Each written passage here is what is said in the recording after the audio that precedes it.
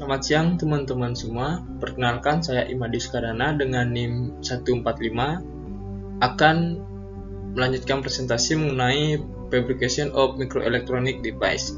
Adapun materi ini merupakan materi dari mata kuliah Material dan Proses yang diampu oleh Profesor Dr. Cokortugede Tirtanindya.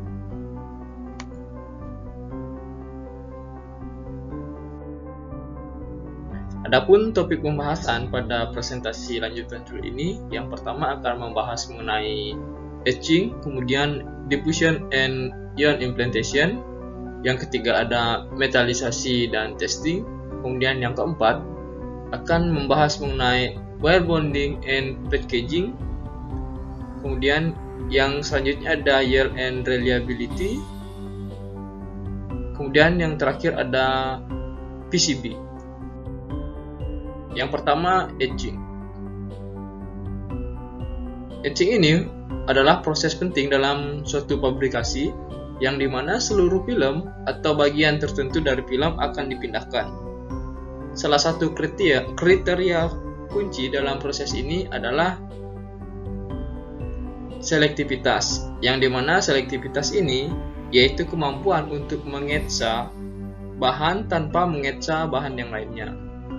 Nah, di dalam teknologi silikon, proses etsa harus mengetsa lapisan silikon dioksida secara efektif dan dengan penghilangan minimal baik silikon yang mendasarinya atau bahan penahannya. Selain itu, polisilikon dan logam harus diukir secara garis resolusi tinggi dengan profil dinding vertikal dan juga dengan penghilangan minimal baik film insulasi yang mendasari atau fotoresis. Nah, dari etching ini terbagi menjadi dua, yaitu ada dry etching dan ada wet etching. Nah, yang pertama dry etching. Adapun perbedaannya dengan wet etching adalah pengetsaan dry etching ini berbasis plasma. Proses etsa menggunakan bahan kimia berfase gas. Hasil pengetsaan dari dry etching ini lebih presisi dibandingkan dengan wet etching, tetapi lebih irit dengan bahan kimia. Nah, pada wet etching, dia menggunakan bahan kimia berfase cair, biasanya asam. Wet etching juga mengetsa ke segala arah benda kerja dengan cepat dan memiliki tingkat etsa yang sangat tinggi. Larutan yang digunakan dalam wet etching harus diperbarui secara berkala. Nah, tetapi pada wet etching ini biasanya dia kurang presisi hasil akhirnya dibandingkan dengan yang dry. Nah, di sini terdapat sebuah video yang saya ambil dari YouTube mengenai proses pengetsaan.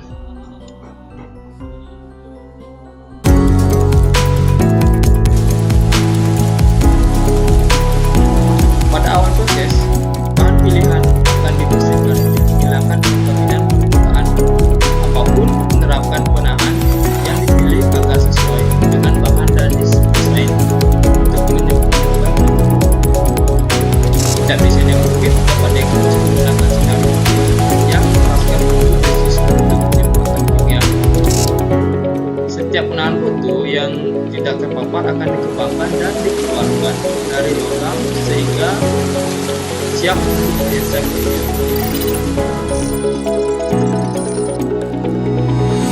Proses etsa merupakan proses manufaktur penyemprotan osidasi ke arah penyemprotan ozon dari atas dan bawah, di mana bahan mentah akan diproseskan dengan menggunakan etsa kimia yang sesuai dengan bahan dan desain yang telah ditentukan. Semua fotoresis kemudian dilepaskan dari bagian ozon sehingga meninggalkan komponen fotoresis komponen bebas terbakar.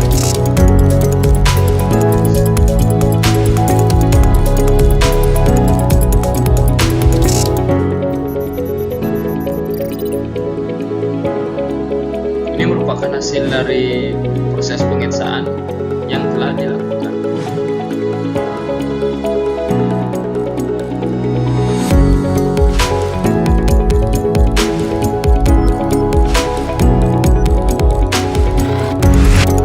Nah, selanjutnya ada diffusi dan ion implantasi. karakteristik listrik pada mikroelektronika itu bergantung pada daerah yang memiliki jenis dan konsentrasi doping yang berbeda. Karakteristik daerah ini diubah melalui pengenalan dopan ke substrat yang dapat dicapai oleh proses difusi dan implantasi ion.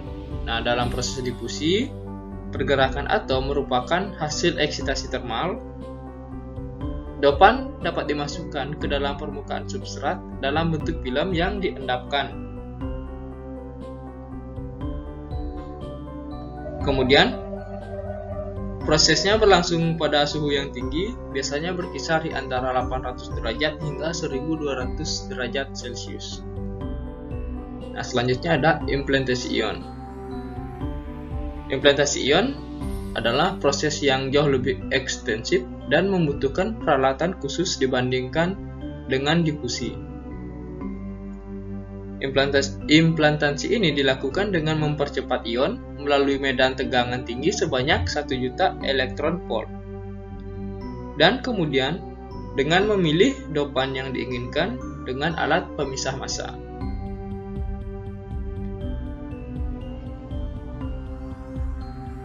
Dengan kecepatan ion yang tinggi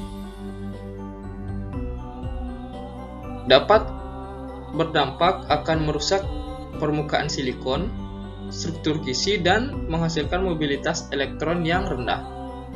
Kerusakan ini dapat diperbaiki dengan langkah anil. Langkah anil ini melibatkan pemanasan substrat ke suhu yang relatif rendah, biasanya berkisar antara 400 sampai dengan 800 derajat Celcius. Kemudian selanjutnya ada metallization and testing. Bagian sebelumnya berfokus pada fabrikasi perangkat. Menghasilkan IC yang lengkap dan fungsional membutuhkan perangkat ini saling berhubung dan harus terjadi pada sejumlah tingkatan. Nah, di sini terdapat beberapa tingkat, yang dimana pada tingkat 1 atau level 0 ini merupakan contoh elemen dari transistor dalam IC, di mana metode terkoneksinya dapat dilihat pada gambar di tabel melalui metalisasi IC. Kemudian pada tingkat 1, IC komponen diskrit lainnya dapat terkoneksi melalui sebuah modul. Kemudian pada level 2, paket IC yang ini merupakan metode interkoneksasinya melalui PCB. Kemudian dari level 3 merupakan PCB ini dapat terkoneksi melalui konektor, sehingga akhirnya mencapai sebuah sistem yang biasa digunakan dalam kehidupan sehari-hari, misalnya komputer atau handphone. Kemudian selanjutnya ada wire bonding and packaging. Setelah chip dipasang ke substratnya, chip ini harus dihubungkan secara elektrik ke kabel paket. Hal ini dapat dicapai dengan ikatan kawat yang sangat tipis. Kabel dipasang dengan cara terkompresi, ultrasonik, atau teknik monosik lainnya.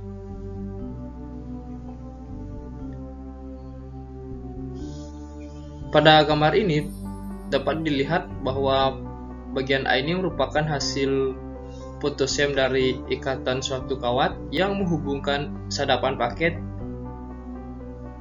yang di sebelah kiri ini ke IC untuk bantalan ikatan yang mati. Kemudian pada bagian B ini merupakan gambar yang lebih jelas untuk tiap alur kabelnya, dan bagian C ini merupakan detail gambarnya dari gambar bagian A. Kemudian selanjutnya terdapat sebuah gambar ilustrasi berbagai paket IC, yang dimana pada gambar A ini merupakan paket dual inline yang memiliki biaya rendah dan kemudahan penanganan, yang dimana paket ini terbuat dari termoplastik, epoksi, atau kabel keramik dan dapat memiliki 2 hingga 500 kabel eksternal. Kemudian pada gambar B ini merupakan gambar yang menunjukkan bungkusan keramik datar, di mana bungkusan dan semua ujungnya berada pada bidang yang sama. Gaya paket ini memiliki penanganan yang lebih sulit dibandingkan dengan gambar pada bagian A. Biasanya ditempelkan secara permanen ke papan IC multi-level. Profil rendah dari paket ini, paket datar sangat diperlukan. Kemudian pada gambar bagian C, dapat dilihat perbedaan utamanya adalah pada konektornya.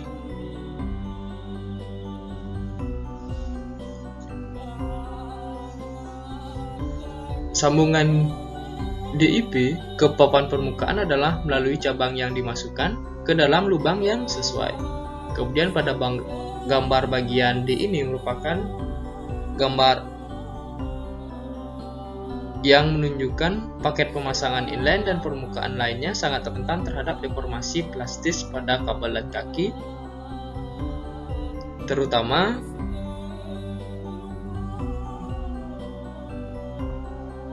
pada kabel yang berdiameter kecil dan berjarak kecil. Nah, hal ini dapat dicapai dengan gambar pada bagian D, yaitu ball grid arrays. Kemudian selanjutnya ada yield and reliability. Hasil didefinisikan sebagai rasio chip dengan jumlah total chip yang diproduksi. Perhatian utama tentang IC telah selesai adalah keandalan atau kegagalannya. Nah, biasanya kegagalan umum terjadi karena pemrosesan melibatkan daerah difusi atau aliran arus yang tidak seragam dan kerusakan sambungan. Kemudian ada lapisan oksida, yang dimana pada lapisan ini biasanya terjadi kerusakan di elektrik dan akumulasi muatan permukaan. Kemudian litografi ini biasanya definisi fitur yang tidak merata, serta yang terakhir ada lapisan logam. Nah, di lapisan logam ini kontak yang buruk dan migrasi listrik akibat arus listrik, kegagalan lain yang berasal dari pemasangan chip yang tidak tepat.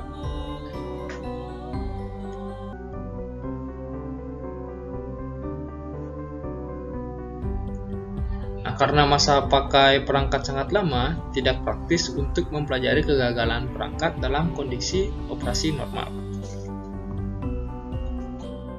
Kemudian yang terakhir ada PCB. Nah, PCB ini adalah substrat untuk interkoneksi akhir di antara semua chip yang telah selesai dan berfungsi sebagai penghubung komunikasi antara dunia luar dan sirkuit mikroelektronika dalam setiap IC yang dikemas.